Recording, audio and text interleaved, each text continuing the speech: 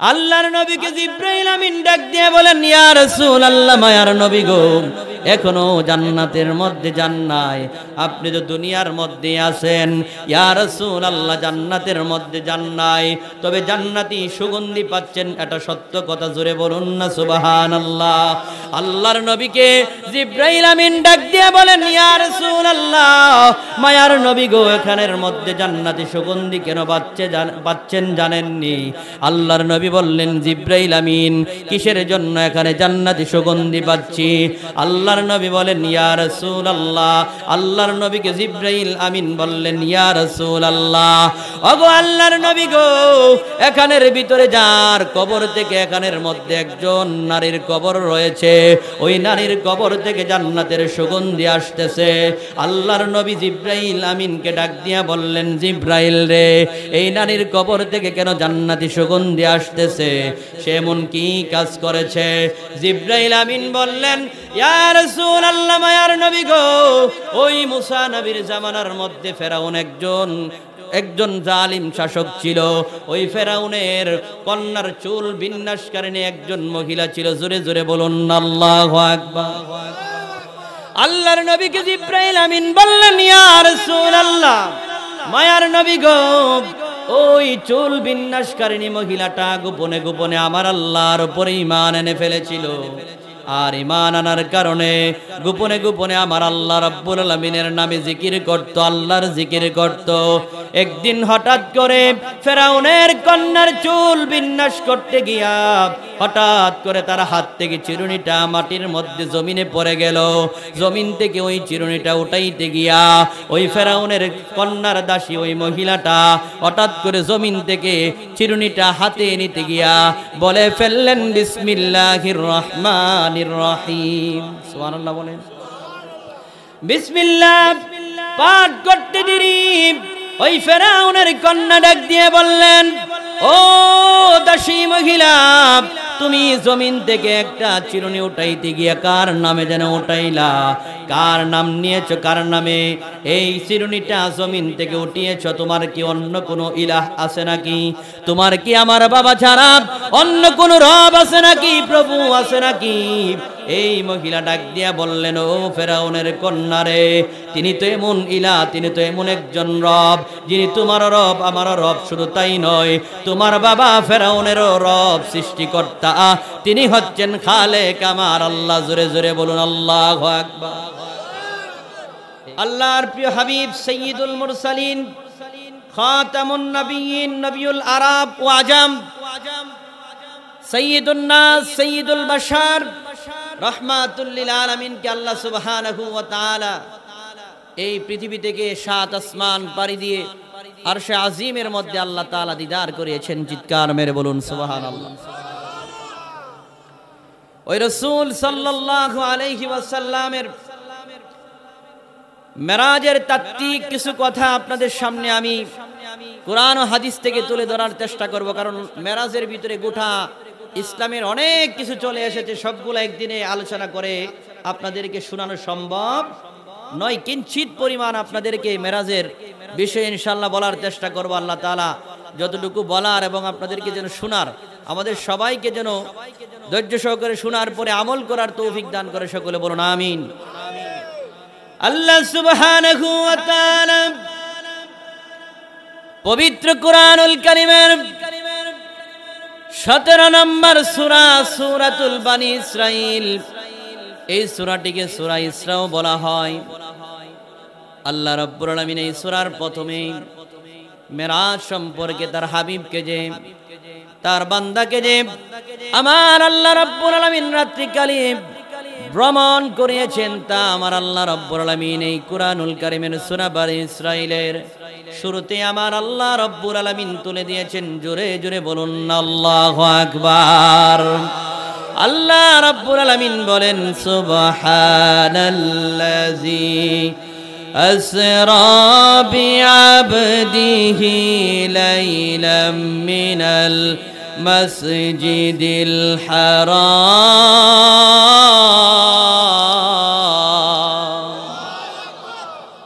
আল্লাহ রাব্বুল আলামিন বলেন, তারই পবিত্রতা, যিনি তার বান্দাকে রাতারাতি মসজিদে হারাম থেকে মসজিদে আকসায় নিয়ে গিয়েছে। জোরে বলুন সুবহানাল্লাহ। মসজিদুল হারাম ইলাল মসজিদুল আকসা। দুনিয়ার মধ্যে দেখবেন যখন আমরা কোনো বিস্ময়কর অলৌকিক ঘটনা, অস্বাভাবিক কোনো ঘটনা ঘটে তখন আমরা সুবহানাল্লাহ বলি। জোরে বলুন ঠিক না বেটি? যেহেতু এই ঘটনাটা একটা বিস্ময়কর ঘটনা, অলৌকিক ঘটনা, এই জন্য আমার আল্লাহ রাব্বুল আলামিন নিজে এই আয়াতের শুরুতেই, ঘটনার শুরুতেই নিজেই সুবহান শব্দটা ব্যবহার করেছেন। জোরে বলুন সুবহানাল্লাহ। আমার আল্লাহ রাব্বুল আলামিন বলেন তারই পবিত্রতা, যিনি তার বান্দাকে অর্থাৎ মুহাম্মদ সাল্লাল্লাহু আলাইহি ওয়াসাল্লামকে মসজিদে হারাম থেকে অর্থাৎ কাবা শরীফ থেকে মসজিদে আকসা বাইতুল মুকাদ্দাসের ওই জেরুজালেমের ফিলিস্তিনের মসজিদের মধ্যে আমার আল্লাহ রাতারাতি ভ্রমণ করিয়েছে। জোরে জোরে বলুন সুবহানাল্লাহ। সহিহ বুখারীর বর্ণনায় আল্লাহর রাসূল সাল্লাল্লাহু আলাইহি ওয়াসাল্লাম বলেন, আমি একদিন রাতের বেলা ঘুমিয়েছিলাম উম্মে হানির ঘরের মধ্যে মতান্তরে হাতিমে কাবার মধ্যে। জোরে জোরে বলুন আল্লাহু আকবার। আল্লাহর নবী বলেন ওই হানাই কাবার পাশেই উম্মে হানির ঘর ছিল। ওই ঘরের মধ্যে আশরের নামাজের পরে আমি যখন বিশ্রাম নিচ্ছিলাম, হঠাৎ করে আল্লাহ রাব্বুল আলামিনের পক্ষ থেকে জিব্রাইল এবং মিকাইল ইসরাফিল তিনজন ফেরেশতা। কয়জন? জোরে বলুন, পিছনের ভাইরা বলেন কয়জন? তিনজন ফেরেশতা। কোন বর্ণনার মধ্যে তিনজনের কথা, আবার কোন বর্ণনায় দুইজনের কথা পাওয়া যায়। অর্থাৎ জিব্রাইল আমিনের সাথে মিকাইল অথবা ইসরাফিল দুইজনের যেই কোনো একজন ছিল অথবা উভয়জন ছিল। জোরে জোরে বলুন না সুবহানাল্লাহ। জিব্রাইল আমিন আল্লাহর নবীর দরবারে উম্মে হানির ঘরের মধ্যে রাতের বেলা এসে, এই ঘটনাটা যেহেতু একটা অলৌকিক ঘটনা, এই জন্য দরজা দিয়া জিব্রাইল আমিন প্রবেশ করে নাই। আল্লাহর নবীর ঘরের মধ্যে হুজরা মুবারকের মধ্যে নবীজির ঘরের ছাদ মুবারককে ফাঁকা করে দিয়া আসমানের দিক দিয়া ওই ঘরকে ফাঁক করে দিয়া আমার আল্লাহ রাব্বুল আলামিনের হুকুমে জিব্রাইল আমিন আমার নবীর কাছে প্রবেশ করেছে। প্রশ্ন আসতে পারে, হুজুর দরজা দিয়ে কেন প্রবেশ করলেন না? জিব্রাইল আমিন তো সবসময় রাসূলের হুজরাতে আসে। জোরে বলুন ঠিক না বেঠিক? মুফাসসিরিনে কেরাম বলেন আজকে ঘটনা যেহেতু একটু ব্যতিক্রম ঘটবে, এই জন্য তিনি জিব্রাইল আমিন ঘরের দরজা দিয়া বা বোন দিয়া দরজা দিয়া প্রবেশ করে নাই, সরাসরি ওই ঘরের ছাদটাকে ভেদ করে দিয়া ফাঁক করে দিয়া ছাদ দিয়া প্রবেশ করেছে। এটা দিয়ে আল্লাহর নবীকে বুঝাইতে চাইল, ওগো আল্লাহর নবী গো, ও হাবিব আমার, আজকে এমন এক অলৌকিক ঘটনা ঘটবে, এমন এক বিস্ময়কর ঘটনা আপনার সাথে ঘটবে যেগুলা সম্পর্কে আপনার আগে কোনো অবগত ছিল না, আপনি এই বিষয়ে আগে জানতেন না। আমার আল্লাহ রাব্বুল আলামিন আজকে আপনাকে সাত আসমান পাড়ি দিয়া আরশে আজিমের মধ্যে রবের দিদার করাবেন। জোরে জোরে বলুন সুবহানাল্লাহ। জিব্রাইল আমিন আল্লাহর রাসূলকে এসে দেখলেন ঘুমিয়ে আছেন। আল্লাহর নবী ঘুমিয়ে আছেন, এই জন্য ডাক দিতে সাহস করে নাই। জিব্রাইল আমিন ডাক না দিয়া আল্লাহ রাব্বুল আলামিনকে ডাক দিয়া বললেন, মালিক রে, আপনার হাবিব তো আরাম ফরমাচ্ছে, বিশ্রাম নিতেছে। ও রব্বে কারীম, আপনার হাবিবকে যদি ঘুমের মধ্যে হঠাৎ করে ডাক দেয় আল্লাহর রাসূলের ঘুমের ব্যাঘাত হতে পারে। এই জন্য আল্লাহ রাব্বুল আলামিন ডাক দিয়ে বললেন, জিব্রাইল, আদবের সাথে আমার রাসূলকে তুমি গিয়া সরাসরি ডাক দিবা না, রাসূলের কদমের মধ্যে তুমি জিব্রাইলের জিহ্বা লাগায়া দাও। জোরে জোরে বলুন সুবহানাল্লাহ। নূর নবী যাই দিদারে নিলেন খোদা তাআলা, নূর নবী নিলেন খোদা তাআলা, সেই খুশিতে পর সবাই দরুদ সাল্লে আলা, সেই খুশিতে পর সবাই আল্লাহর হুকুম পাইয়া জিবরাইল রইলেন দাঁড়ায়া, আল্লাহর হুকুম পাইয়া, আল্লাহর হুকুম পাইয়া জিবরাইল রইল দাঁড়ায়া, ডাক দিতেন সাহস না পেয়ে জিহ্বা কদম তলায়, ডাক দিতে সাহস জিহ্বা কদম তলায়, সেই খুশিতে পর সবাই দরুদ সাল্লে আলা, সেই খুশিতে বলেন নূর নবী যাই দিদারে নিলেন খোদা তাআলা, নূর তাআলা সেই খুশিতে পর সবাই দরুদ সাল্লে আলা, সেই খুশিতে পর সবাই মিলাদ সাল্লে। বাবাজিরা আমার, জিবরাইল আমিন মনে মনে চিন্তা করলেন, আল্লাহর নবীকে যদি আমি ডাক দেই তাহলে আল্লাহর নবীর ঘুমের ব্যাঘাত হতে পারে, এই জন্য জিবরাইল আমিন আল্লাহর নবীকে সরাসরি ডাক দিলেন না। জিবরাইল আমিন আল্লাহর নবী সাল্লাল্লাহু আলাইহি ওয়াসাল্লামের কদম মুবারকের মধ্যে তার জিহ্বাটা লাগায়া দিলেন। জিহ্বা দিয়ে যখন আল্লাহর নবীর কদমের মধ্যে জিহ্বা লাগায়া চাষতেছিলেন, জোরে জোরে বলুন আল্লাহু আকবার। আল্লাহর নবীর কদম মুবারকের মধ্যে যখন জিবরাইল আমিন জিহ্বা লাগায়া দিলেন, জিহ্বা লাগিয়ে দেওয়ার পরে আল্লাহর নবী হঠাৎ করে যখন একটা শিশুরি ভাব যখন শুরু হয়ে গেল, আল্লাহর নবীর হঠাৎ করে ঘুম ভেঙে গেল। আল্লাহর নবী যখন ঘুম থেকে উঠে বসে গেলেন, আল্লাহর নবীকে জিবরাইল আমিন সালাম দিলেন। সালাম দেওয়ার পরে ডাক দিয়ে বললেন, ইয়া রাসূলুল্লাহ, ওগো আল্লাহর নবী গো, আমার আল্লাহ রাব্বুল আলামিন আমাকে পাঠিয়েছে। আল্লাহ রাব্বুল আলামিনের দরবারে আরশে আজিমের মধ্যে আপনি রাসূলকে দাওয়াত করেছে। আল্লাহ রাব্বুল আলামিন হাবিবের দিদারে অপেক্ষা করতেছেন, জোরে বলুন সুবহানাল্লাহ। এই কথা বলার পরে জিবরাইল আমিন যখন আমার নবীকে উঠায়া বসায়া দিলেন, আল্লাহর নবী বলেন, আমার চোখের মধ্যে তন্দ্রা চলে আসলো, আমি আবার শুয়ে গেলাম। জিবরাইল আমিন আমাকে আবার বসায়া দিলেন। বসায়া দিয়া জিবরাইল এবং মিকাইল দুইজন আমাকে কুলে করে হাতিমে কাবার মধ্যে নিয়ে গেলেন। কাবা শরীফের একটা অংশ হচ্ছে হাতিমে কাবা, ওই কাবা শরীফের মধ্যে নিয়ে বসায়া দিলেন। হাতিমে কাবার মধ্যে বসিয়ে দেওয়ার পরে আল্লাহর নবী বলেন, আবার আমি সেখানের মধ্যে ঘুমিয়ে গেলাম। জিবরাইল আমিন আমাকে আবার জাগ্রত করলেন। জাগ্রত করার পরে জিবরাইল আমিন ওই জমজমের কূপের সামনে অথবা হানায়ে কাবার সামনে আমি রাসূলুল্লাহর এই দেহটাকে, বুকটাকে ছিঁড়ে ফেললেন। জোরে জোরে বলুন আল্লাহু আকবার। এই বহম দেহকে, এই বুককে বিদীর্ণ করে দিয়া ছিঁড়ে ফেলে আল্লাহর নবী বলেন, আমার বুকটা ছিঁড়ে ফেলে এই দেহকে, বুককে বিদীর্ণ করে দিয়া আমার ভিতর থেকে হৃৎপিণ্ডটা বের করে ফেললেন। জোরে বলুন না সুবহানাল্লাহ। আল্লাহর নবী বললেন, আমার সিনা সাক করার পরে বিদীর্ণ করে দিয়া দেহটাকে, এই ভিতর থেকে আত্মাটাকে বের করে দিয়া, হৃৎপিণ্ডটাকে বের করে দিয়া দুইটা পেয়ালা আনলেন। একটা পেয়ালা স্বর্ণের পেয়ালা, আর একটা হচ্ছে রূপার পেয়ালা। এই দুইটা পেয়ালার মধ্যে জমজমের পানি এনে এই দুইটা পেয়ালার মধ্যে আমি রাসূলের হৃৎপিণ্ডটা, আমার আত্মাটাকে দিয়া জমজমের পানি দিয়া দৌত করার পরে ঈমান এবং হিকমত দিয়া আল্লাহ রাব্বুল আলামিনের নূর দিয়া ভরপুর করে দিলেন। জোরে জোরে বলুন আল্লাহু আকবার।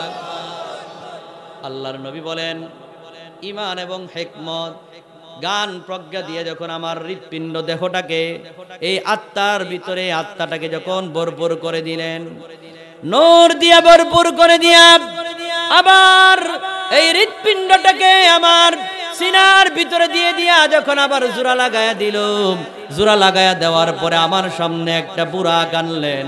এই বুরাকটা গাদার চাইতে বড়, খচ্চরের চাইতে ছোট, গুড়ার চাইতে ছোট, রং হচ্ছে সাদা রং।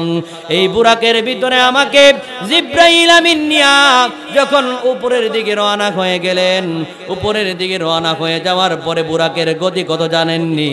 আল্লাহর নবী বলেন ওই বুরাকের দৃষ্টিটা যত দূর যায় এক একটা কদম তত দূর ফেলে, জুড়ে বলুন আল্লাহু আকবার।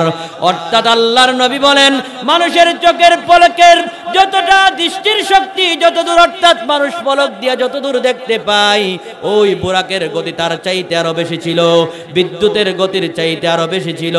ওই বুরাক আমাকে নিয়ে যখন রওনা হয়ে গেল, কিছুক্ষণ সামনে যাওয়ার পরে একটা জমিনের ভিতরে একটা পাহাড়ের উপরে ওই বুরাকটা আমাকে আরোহণ করায়া দিল, নামায়া দিল। সুবহানাল্লাহ বলেন। জিব্রাইল আমিন আমাকে নামায়া দিলেন। ওই জায়গার মধ্যে আমাকে নামানোর পরে আল্লাহর নবী বলেন, জিব্রাইল আমাকে বললেন, ইয়া রাসূলুল্লাহ, ওগো আল্লাহর নবী, এখানের মধ্যে আপনি 2 রাকাত নামাজ আদায় করেন। আল্লাহর নবী বললেন, আমি সেখানের মধ্যে 2 রাকাত নামাজ পড়লাম। আমি জিজ্ঞেস করলাম, জিব্রাইল, ও জিব্রাইল রে, এই জায়গাটা কোন জায়গা? এখানের মধ্যে কেন আমাকে নামাজ পড়তে বললা? আল্লাহর নবীকে জিব্রাইল আমিন ডাক দিয়া বলেন, ইয়া রাসূলুল্লাহ, এটা হচ্ছে ইয়াসরিব। কিছুদিন পরে আপনি মক্কা থেকে হিজরত করে মদিনায় আসবেন। এই ইয়াসরিবে আসার পরে আপনার মক্কার লোকেরা যখন আপনাকে তাড়ায়া দিবে, নির্যাতন করবে, আল্লাহ রাব্বুল আলামিনের হুকুমে আপনি মক্কা থেকে হিজরত করে যেখানের মধ্যে আগমন করবেন, ইয়া রাসূলুল্লাহ, এটা হচ্ছে সেই জায়গা মদিনা শরীফ। জোরে জোরে বলুন আল্লাহু আকবার। আল্লাহর নবী এই জায়গার মধ্যে 2 রাকাত নামাজ আদায় করলেন। নামাজ আদায় করার পরে একটু সামনে আবার বুরাকের ভিতরে আরোহণ করলেন। বুরাকের ভিতরে আরোহণ করে যখন আল্লাহর নবী সামনের দিকে অগ্রসর হইলেন, কিছুক্ষণ সামনে যাওয়ার পরে মিশরের একটা এলাকার মধ্যে যাওয়ার পরে আল্লাহর নবী সাল্লাল্লাহু আলাইহি ওয়াসাল্লামকে জিব্রাইল আমিন বললেন, ও ইয়া রাসূলুল্লাহ, আল্লাহর নবী গো, এখানের মধ্যে আপনি আবার 2 রাকাত নামাজ আদায় করেন।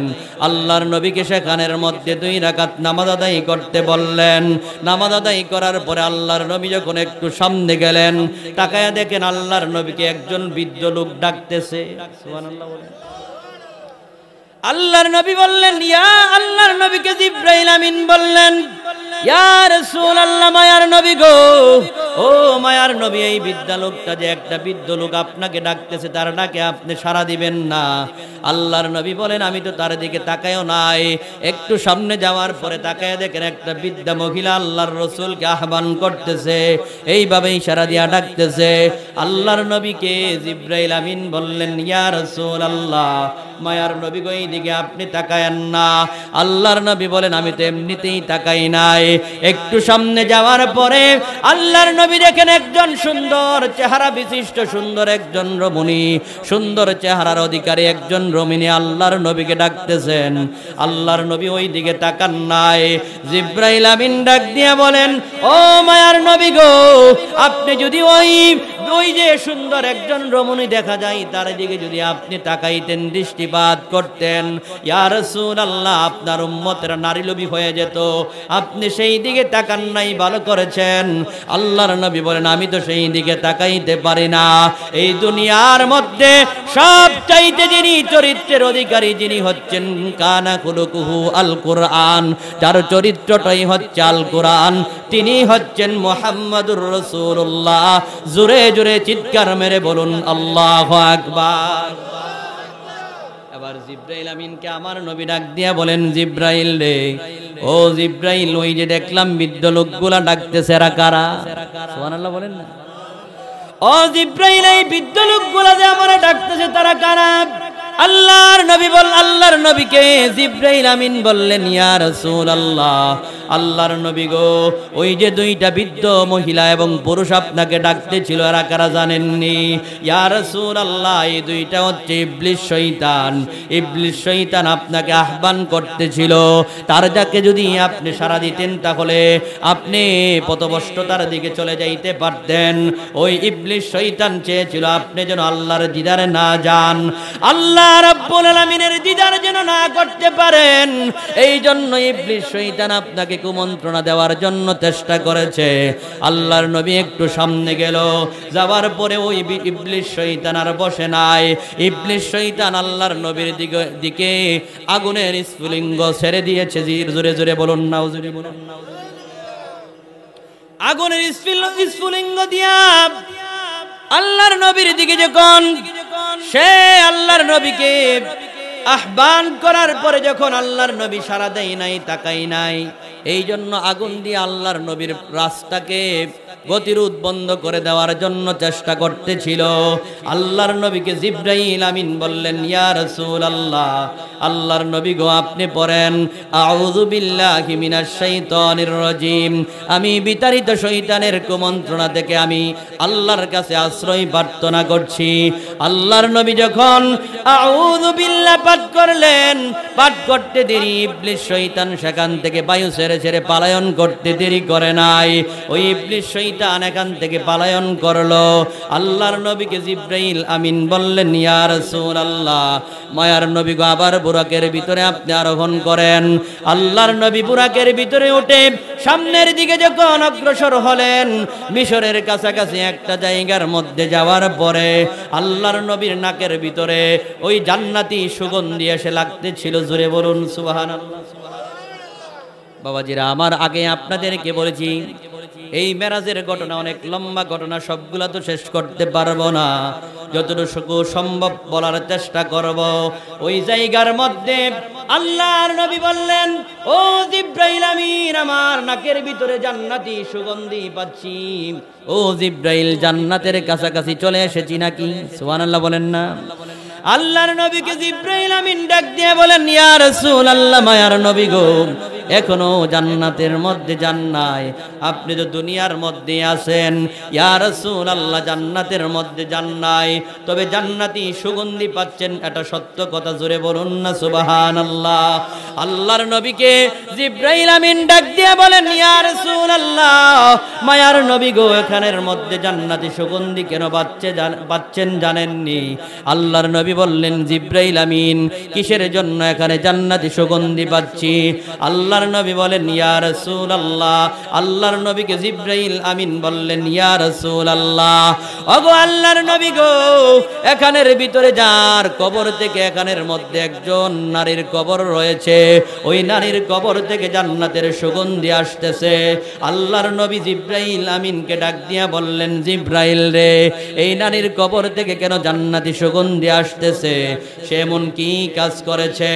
জিবরাইল আমিন বললেন, ইয়া রাসূলুল্লাহ, মায়ার নবী গো, ওই মুসা নবীর জামানার মধ্যে ফেরাউন একজন জালিম শাসক ছিল।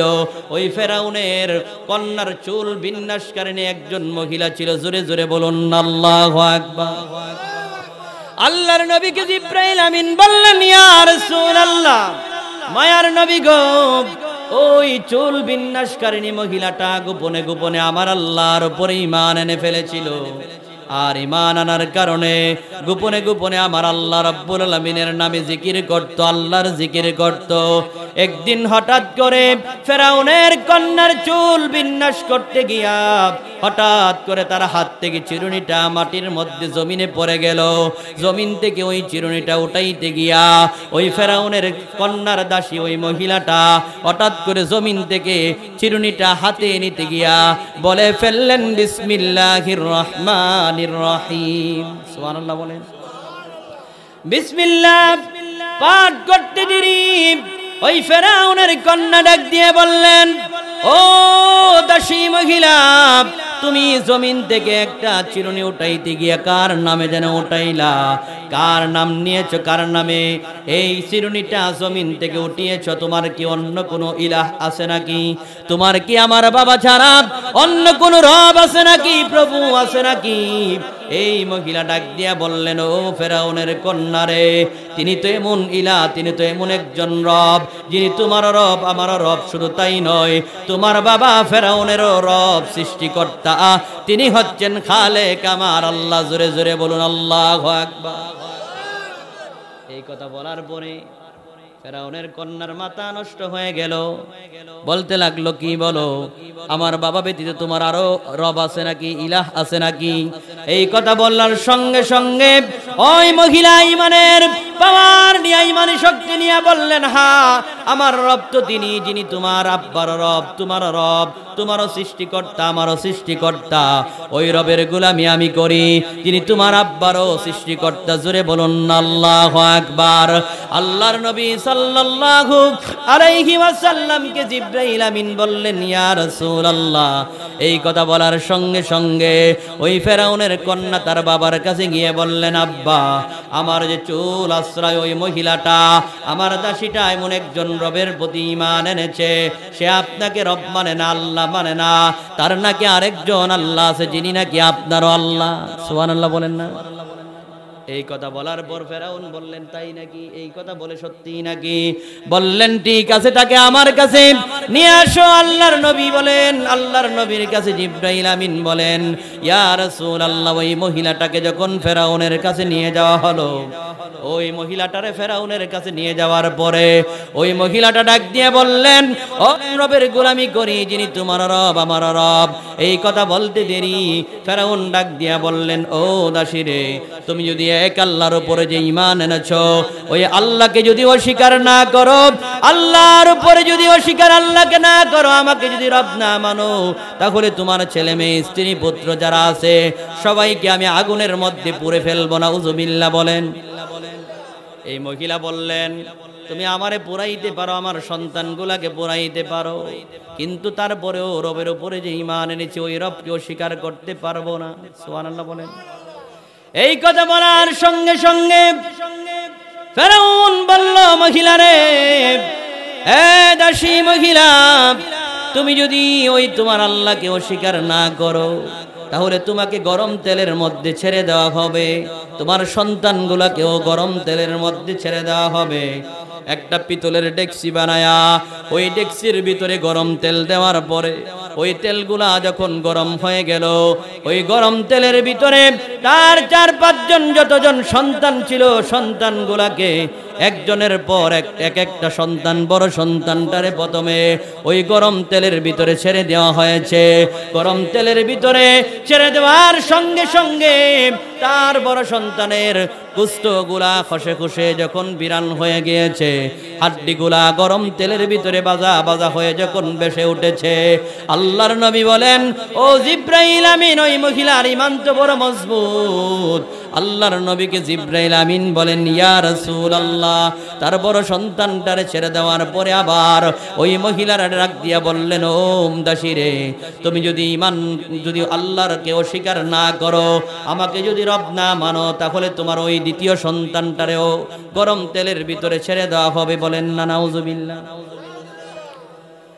জিবরাইল আমিন বললেন, ইয়া রাসূলুল্লাহ, মায়ার নবী গো, ওই দাসী মহিলাটার ঈমান কত বড় মজবুত জানেননি?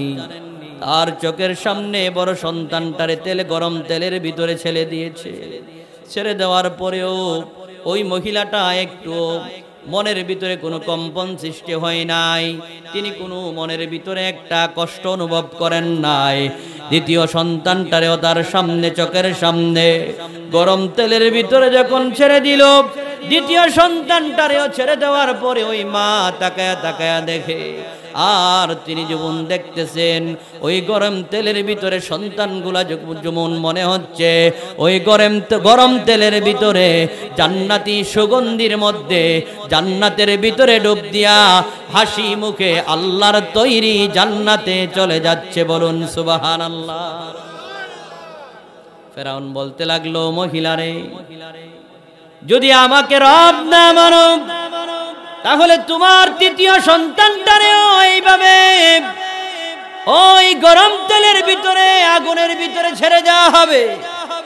ওই মহিলাটা তাকায় আছেন, তারপরেও সন্তানের মায়া তো বড় মায়া, মার অন্তরের ভিতরে সন্তানের বাবার চাইতে মার মায়া বেশি। জোরে বলুন ঠিক না বেটি?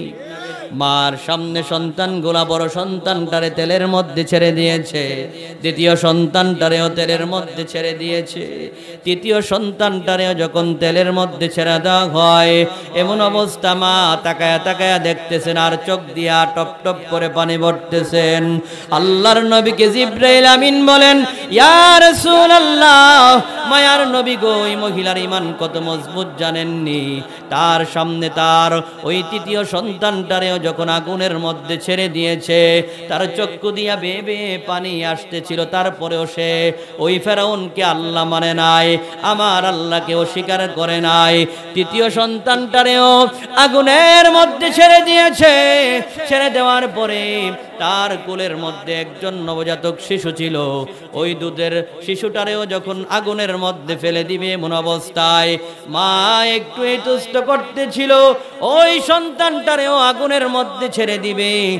এক পর্যায়ে টান মেরে তার দুধের শিশুটারে যখন ফেরাউন হাতের মধ্যে নিল, নেওয়ার পরে আগুনের মধ্যে যখন ওই কন্যা ওই মহিলার দুধের সন্তানটারে আগুনের মধ্যে তেলের ভিতরে গরম তেলের মধ্যে যখন ছেড়ে দিচ্ছিল, মার চোখ দিয়া বেয়ে বেয়ে মহিলার চোখ দিয়া পানি আসতেছিল, চোখ দিয়া বেয়ে বেয়ে পানি আসতেছিল।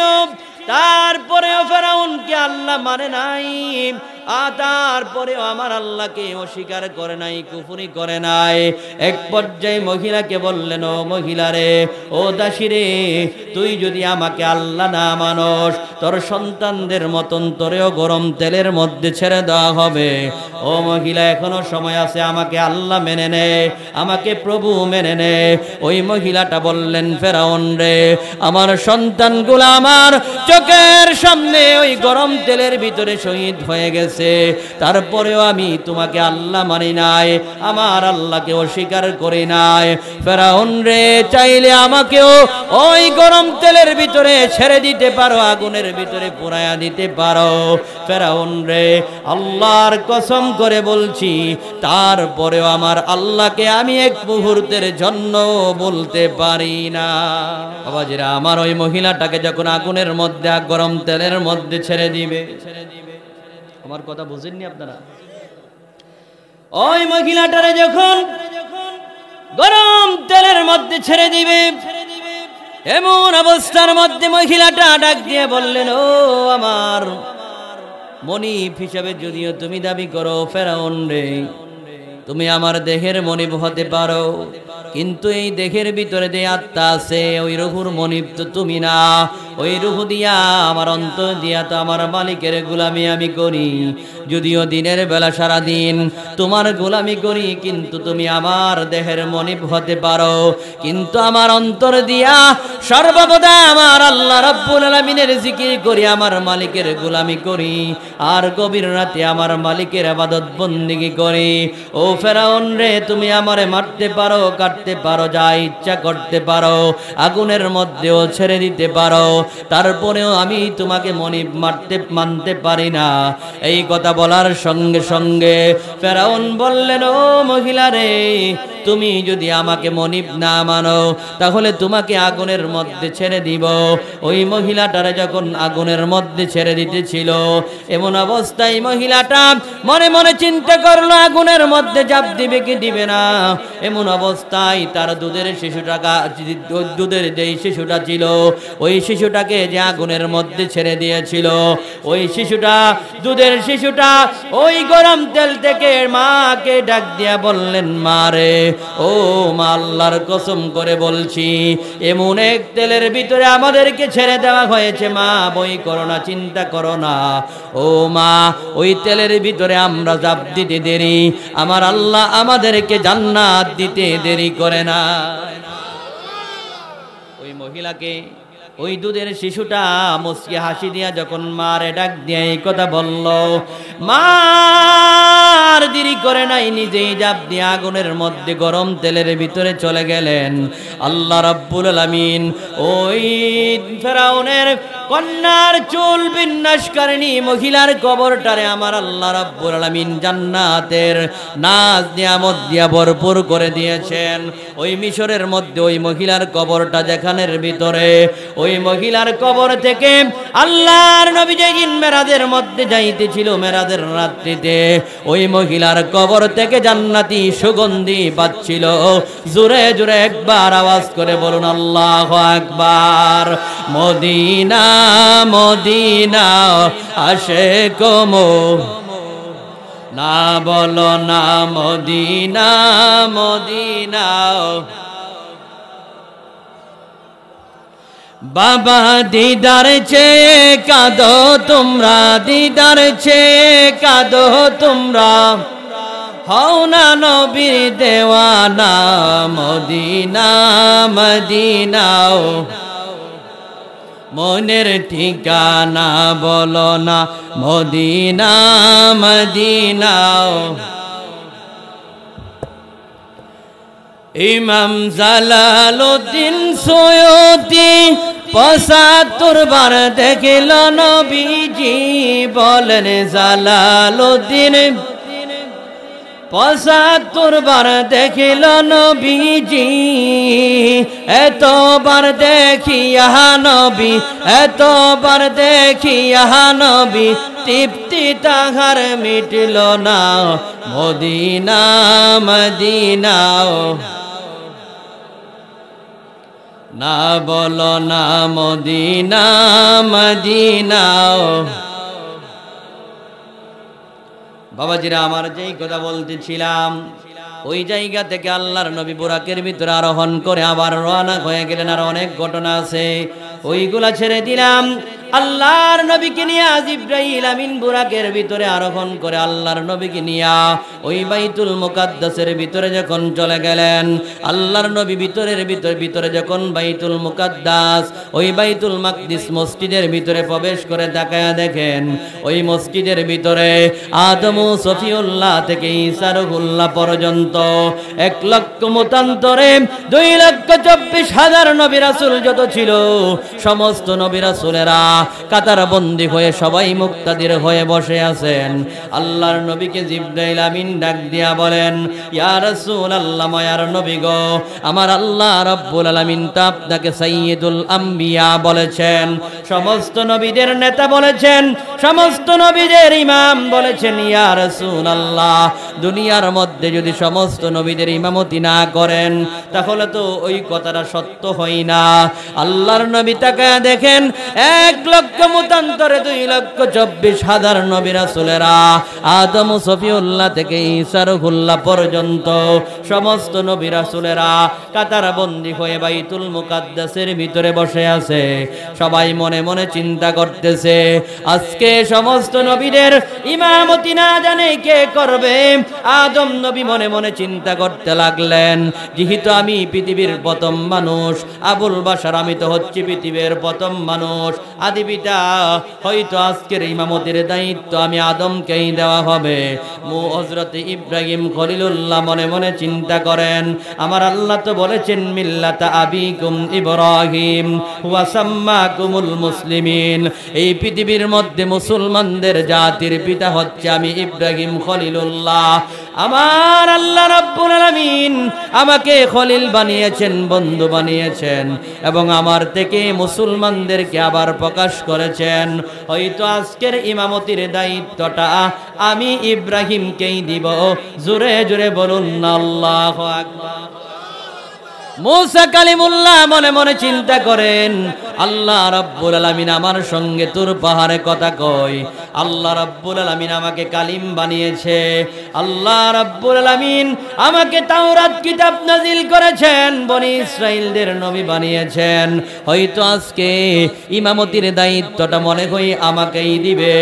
ঈসা রুহুল্লাহ মনে মনে চিন্তা করেন, যেহেতু আল্লাহ রাব্বুল আলামিন আমাকে পিতা ছাড়া পৃথিবীর ভিতরে পাঠিয়েছেন এবং আল্লাহ রাব্বুল আলামিনের রূহ আমাকে বলেছেন এবং আমাকে ওই দ্বিতীয় আসমানের ভিতরে উঠিয়ে নিয়েছেন, মনে হয় আজকে ইমামতির দায়িত্বটা আমি ঈসাকেই দিবে। জোরে জোরে বলুন আল্লাহু আকবার। সবাই মনে মনে চিন্তা করে ইমামতির দায়িত্ব আমাকে দেওয়া হবে, কিন্তু ঘটনা ব্যতিক্রম।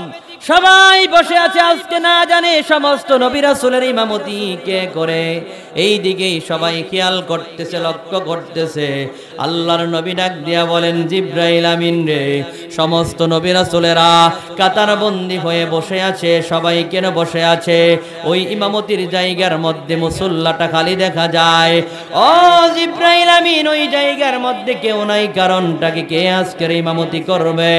আল্লাহর নবীকে জিব্রাইল আমিন ডাক দিয়া বলেন, ইয়া রাসূলুল্লাহ, মায়ার নবী গো, 1,24,000 নবী রাসূল অথবা 2,24,000 নবী রাসূল, সমস্ত নবীদেরকে আমার আল্লাহ রাব্বুল আলামিন সৃষ্টি করে পৃথিবীটারে সাজাইছে।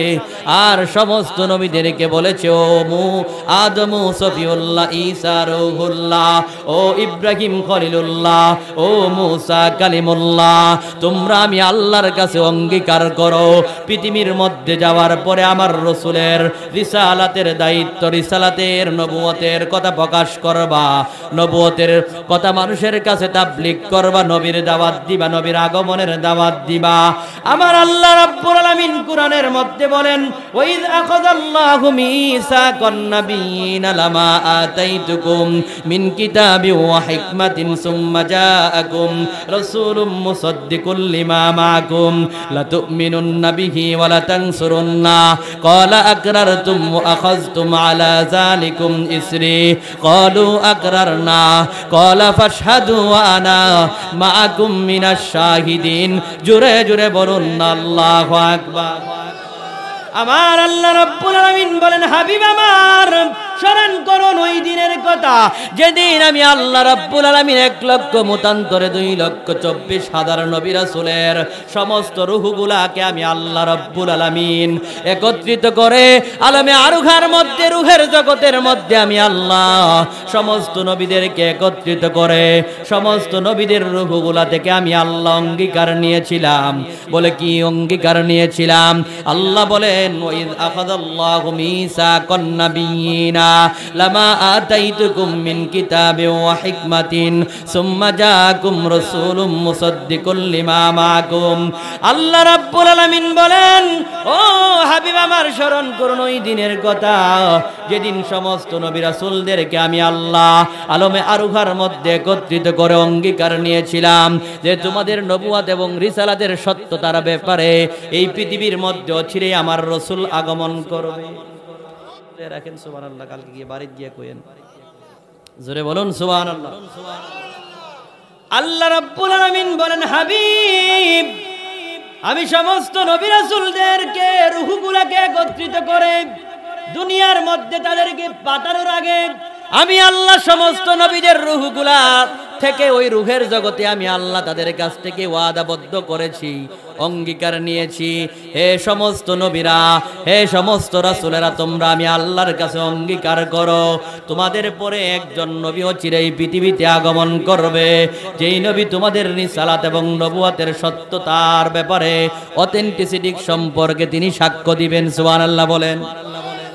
আল্লাহ রাব্বুল আলামিন বলেন, যখনই আমার রাসূল পৃথিবীর ভিতরে আগমন করবেন, লা তুমিনুন্না বিহি ওয়া লা তানসুরুন্না, তোমরা আমি আল্লাহর কাছে অঙ্গীকার করো, যেই নবীর জামানার মধ্যে আমি রাসূলকে যদি আমার রাসূলকে যদি পাও, তোমাদের জামানার মধ্যে যদি আমার রাসূল আগমন করে, তাহলে আমি আল্লাহর কাছে ওয়াদা করো, অঙ্গীকার করো, আমি আমার রাসূলের উপর ঈমান আনবা। সুবহানাল্লাহ কোন। আল্লাহ বলেন, লা তুমিনুন্না বিহি, তোমরা বলো অবশ্যই আমার রাসূলের উপর ঈমান আনবা। শুধু ঈমান আনবা তা নয়, আর অঙ্গীকার করো, ওয়ালা তানসুরুন্না, আমার রাসূলকে তোমরা সাহায্য করবা। আল্লাহ রাব্বুল আলামিন বলেন, ক্বালা আকরারতুম ওয়া আখাযতুম আলা যালিকুম ইসরি ক্বালু আকরারনা ক্বালা ফাশহাদু ওয়া আনা মাআকুম মিনাশ শাহিদিন। হে আমার রাসূলেরা, তোমরা কি অঙ্গীকার করেছো নাকি? সমস্ত নবী রাসূলেরা ওই আলমে আরুহার মধ্যে একসাথে এক বাক্যে বলেছিলেন, ক্বালু আকরারনা, ও আমার আল্লাহ, আমরা অঙ্গীকার করলাম আপনার রাসূল যখনই পৃথিবীতে আগমন করবে, আগমন করতে দেরি, আমরা আপনার নবীর উপরে ঈমান আনতে দেরি করব না। তাই নয়, আমার রাসূলকে আমার আল্লাহ বলেন হাবিব আমার, আমি আল্লাহ রাব্বুল আলামিন তাদেরকে বলেছি, হে সমস্ত নবী রাসূলেরা, তোমরা আরো ব্যাপারে সাক্ষী থাকো। তোমরা যে অঙ্গীকার করলাম এই ব্যাপারে তোমরা সাক্ষী থাকো, আমি আল্লাহ তোমাদের সাথে সাক্ষী রইলাম। জোরে জোরে বলুন আল্লাহু আকবার।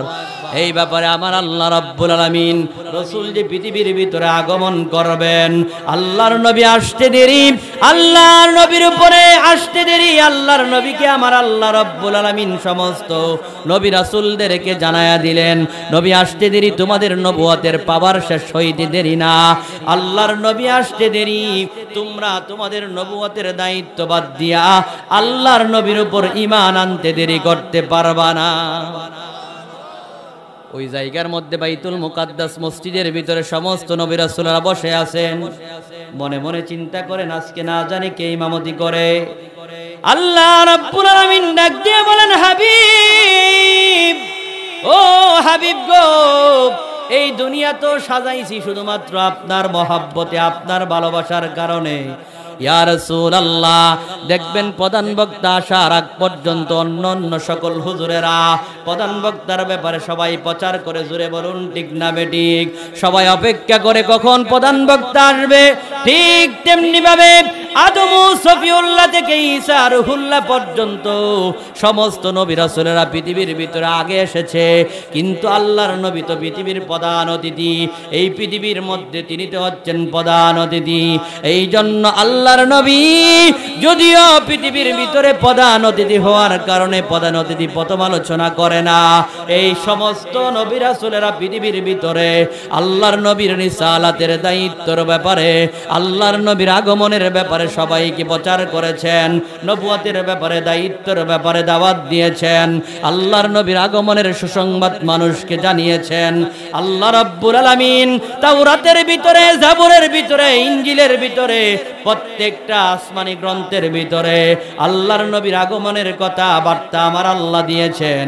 সমস্ত নবীরা আখিরি নবীর দাওয়াত দিয়েছেন, বলেছেন যে যখনই আল্লাহর নবী আগমন করবে, আখিরি নবী মুহাম্মদুর রাসূলুল্লাহ পৃথিবীতে আগমন করতে দেরি, এই পৃথিবীর ভিতরে আর কোন নবীর পাওয়ার চলবে না, আর কোন নবীর নবুয়তি চলবে না, আর কোন নবীর আসমানি গ্রন্থের পাওয়ার এই দুনিয়াতে চলবে না, সংবিধান চলবে না।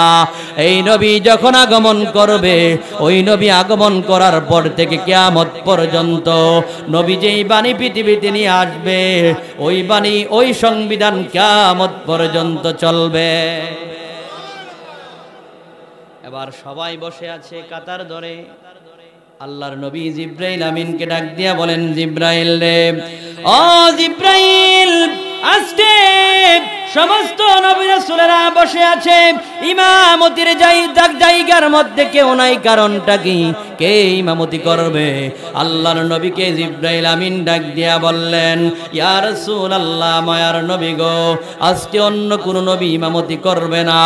সমস্ত নবী রাসূলেরা এখানের মধ্যে শুধুমাত্র আপনার অপেক্ষা করতেছে। ও ইয়া রাসূলুল্লাহ, যান, আপনি ইমামতির দায়িত্বে গিয়া বসেন, ওই জায়গার মধ্যে দাঁড়ায়া 2 রাকাত নামাজ আদায় করেন। আল্লাহর নবীর ইমামতিতে সমস্ত নবীরা মুক্তাদির হয়েছেন, আর আল্লাহর নবী নিজে ইমামতি করে 2 রাকাত নামাজ আদায় করেছেন। জোরে বলুন সুবহানাল্লাহ। এখানের ভিতরে নামাজ শেষ করেছেন। নামাজ শেষ করার পরে এখানে মুসা নবী আসেনি? জোরে কই, আছে কিনা? মুসা নবী আছে, ইব্রাহিম নবী আছে, ইব্রাহিম আছে, আদম আছে, ঈসা রুহুল্লাহ আছে, অর্থাৎ সমস্ত নবী রাসূলেরা ওই বাইতুল মুকাদ্দাসের ভিতরে নামাজ আদায় করেছে। আবার আসমানের ভিতরে গিয়া প্রথম আসমানে আদম নবীর সাথে দেখা, দ্বিতীয় আসমানে ঈসা রুহুল্লাহর সাথে দেখা, ইয়াহইয়া আলাইহিস সালাতু ওয়াস সালামের সাথে দেখা, তৃতীয় আসমানে হযরত ইউসুফ আলাইহিস সালাতু ওয়াস সালামের সাথে দেখা, চতুর্থ আসমানে ইদ্রিস নবীর সাথে দেখা। আবার নবীজি যাওয়ার সময় বুরাকে দেখলেন, মিশরের মধ্যে হযরত মূসা কালিমুল্লাহ তার রওজা মুবারকের ভিতরে, কবরের ভিতরে দাঁড়ায়া দাঁড়ায়া সালাত আদায় করতেছে। জোরে বলুন সুবহানাল্লাহ। নবীরা জিন্দা না মরা? জোরে বলুন না, জিন্দা না মরা? আল্লাহর নবী বলেন আল আম্বিয়া ওয়া আহইয়াউন ফি কুবুরিহিম ইউসাল্লুন, সমস্ত নবীরা তাদের কবরের ভিতরে নামাজ আদায় করে। চিৎকার মেরে বলুন সুবহানাল্লাহ। আল্লাহর নবী বলেন ইন্নাল্লাহা হাররামা আলাল আরদি আন তাকুলা আজসাদাল আম্বিয়া, আল্লাহ রাব্বুল আলামিন জমিনের জন্য হারাম করে দিয়েছেন সমস্ত নবী রাসূলদের দেখো মুবারক জমিন স্পর্শ করা, আমার আল্লাহ জমিনের জন্য হারাম করে দিয়েছেন। জোরে বলুন আল্লাহু আকবার।